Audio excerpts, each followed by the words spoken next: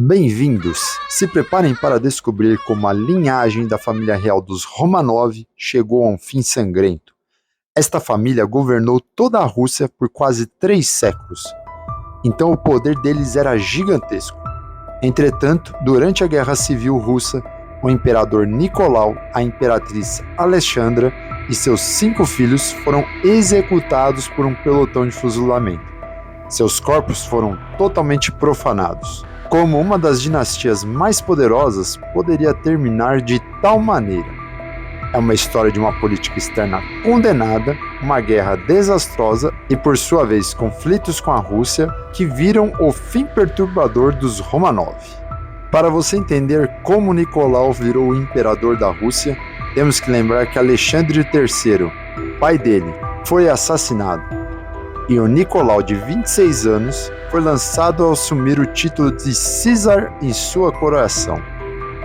Presentes deveriam ser distribuídos aos milhares de bem-intencionados. Acredita-se que 500 mil pessoas compareceram ao local, e boatos começaram a se espalhar de que não havia presentes suficientes para todos, causando muita confusão e pânico entre o povo, que queria o presente do novo imperador. E isso se tornou uma grande tragédia, pois na confusão tivemos diversas pessoas sufocadas. No total, foram 1.389 pessoas mortas, entre sufocamento ou pisoteamento. Entretanto, o que chamou mais atenção foi que Nicolau foi observado mostrando pouca reação à tragédia, continuando os planos de comparecer a um baile festivo naquela mesma noite. Essa resposta mostrava claramente o quanto Nicolau era descolado da realidade do povo. Entretanto, todos diziam que Nicolau era uma pessoa amável, pois ele se casou por amor com sua esposa Alexandra, que era membro da aristocracia alemã. Os dois se casariam algumas semanas após a morte de Alexandre III. Como era então conhecida, lutou para obter a aceitação da Rússia. Ela era mal vista por não se envolver nos assuntos de homens e mulheres nobres, e não realizava tantos banquetes ou bailes como era esperado de sua posição. Mas seu maior crime na época foi não ter dado um herdeiro homem rapidamente a Nicolau. Ela deu à luz a 4 filhas, Olga, Tatiana, Maria e Anastácia. Sob as leis paulinas, as mulheres não podiam herdar o trono se houvessem homens romanovos. Os irmãos e tios de Nicolau se tornariam czares, se ele não tivesse um filho. O casal então recorreu a todo tipo de tratamento, e eles conseguiram ter um filho em 1904 chamado Alexei. No entanto, Alexei ele tinha uma condição muito especial, chamada hemofilia, que frequentemente era chamada de doença real, que basicamente é que quando ele tinha algum tipo de sangramento, ele tinha uma dificuldade grande de coagular o sangue, ou seja, ele vivia na iminência de um acidente trágico. Alexei era um menino fraco e doente, constantemente em risco de um acidente fatal. Por causa disso, os Romanovs confiavam em muitos médicos e curandeiros para melhorar a situação do seu filho. Entretanto, havia um médico, Grigori Rasputin, que era muito bem visto por sua capacidade de lidar com a condição de Alexei. Mas provavelmente, suas intervenções para afastar os médicos de tratá-lo significaram que o jovem não recebia mais aspirina, um medicamento que tornava a sua condição ainda pior. Com o início de uma guerra entre o Japão e a Rússia, o novo imperador teve grandes dificuldades com seu povo e gerou uma grande insatisfação na classe trabalhadora, que iniciou diversas greves. Então o povo se uniu e em 1905 criaram um pedido com 150 mil assinaturas pedindo o fim da guerra. Então eles se organizaram e foram entregar esta petição no Palácio de Inverno Real. Contudo, chegando lá, eles foram recebidos por 10 mil soldados armados, que abriram fogo e mataram cerca de 200 manifestantes. Esse dia ficou conhecido como Domingo Sangrento. Isso fez com que a guerra e o Japão tivesse fim devido à grande agitação interna no país. Mas o evento mais marcante e crucial foi a entrada da Rússia na Primeira Guerra Mundial. O exército russo era maciço. Ele tinha basicamente 4,82 milhões de homens, e era conhecido como rolo compressor. Entretanto, na prática, provou ser ineficaz, pois a indústria russa não tinha capacidade para equipar de forma adequada os seus soldados. Então a guerra se arrastou até 1915, quando Nicolau assumiu o comando das forças russas, apesar de não ter experiência militar nenhuma para tal. Sendo assim, ficou a cargo de Alexandra o Império Russo. Contudo, em 1916, cerca de 1,7 milhões de soldados russos estavam mortos. Refugiados fugiram da Rússia ocupada pelos alemães, enquanto a escassez de alimentos levou a um crescente descontentamento. Após o assassinato de Rasputin, em dezembro de 1916, e os nobres responsáveis não enfrentarem sanções, ficou claro que o Czar havia perdido toda a autoridade. No início de 1917, tivemos muitas greves e protestos, que levaram milhares de trabalhadores às ruas.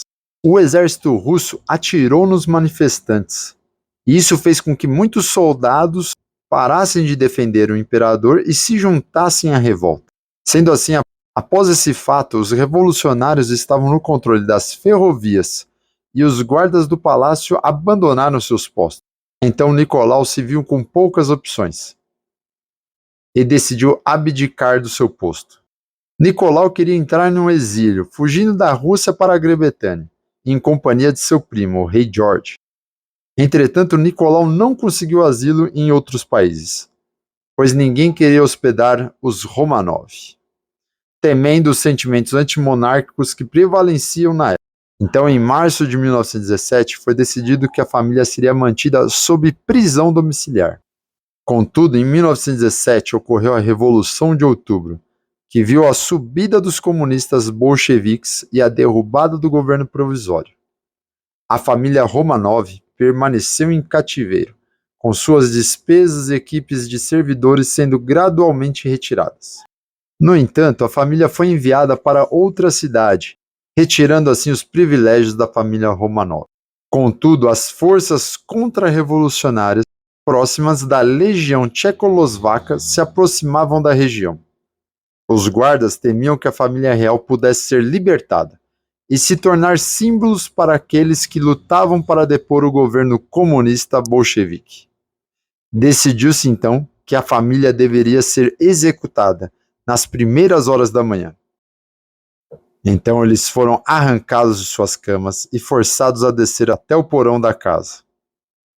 Assim como o restante dos servidores que escolheram permanecer, incluindo o médico da família, uma criada, um criado e um cozinheiro. E então, 10 comunistas bolcheviques entraram na sala, com o líder anunciando que havia sido decidido que a família seria executada. A reação de Nicolau foi o de choque, simplesmente perguntando o que estava acontecendo. Os executores abriram fogo com pistolas, e Nicolau foi morto imediatamente, baleado 3 vezes no peito. Alexandra foi baleada na cabeça, morrendo instantaneamente. Quanto às crianças, alguns dos homens tiveram dificuldade em cumprir suas ordens.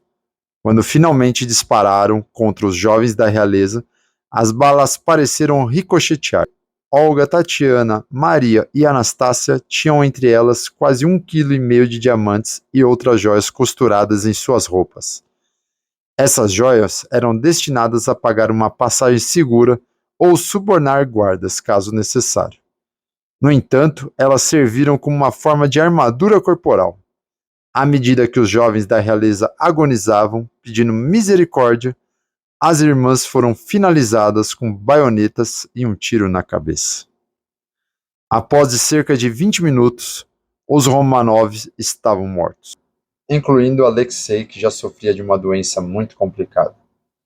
Os corpos foram despojados de qualquer objeto de valor, carregados em caminhões e levados para uma mina próxima, usando ácido para queimar a pele e separando os membros dos corpos. Os corpos foram enterrados na mina em covas rasas, com explosivos usados para tentar colapsar a mina. Isso, no entanto, se mostrou ineficaz, e os corpos foram desenterrados e enterrados em outro local. O resto de Maria e Alexei foram queimados novamente e enterrados juntos, enquanto os membros restantes foram reenterrados a uma curta distância em uma vala comum separada.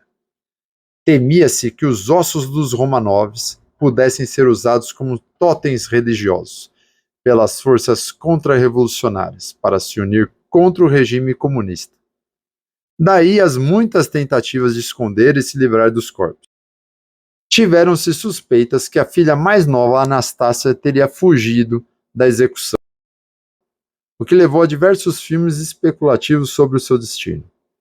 O assassinato de São Nicolau e sua família foi brutal. Seu reinado foi em grande parte marcado pela incompetência, lançado em um papel para o qual não estava preparado durante um período de mudanças imensas. Sua incapacidade de lidar com os horrores da Primeira Guerra Mundial e os numerosos revolucionários levaram à sua abdicação e execução. Se você gostou desse vídeo, não esqueça de curtir, compartilhar com aquele seu amigo que gosta de história e deixe seu comentário abaixo. Um grande abraço e cuide-se bem.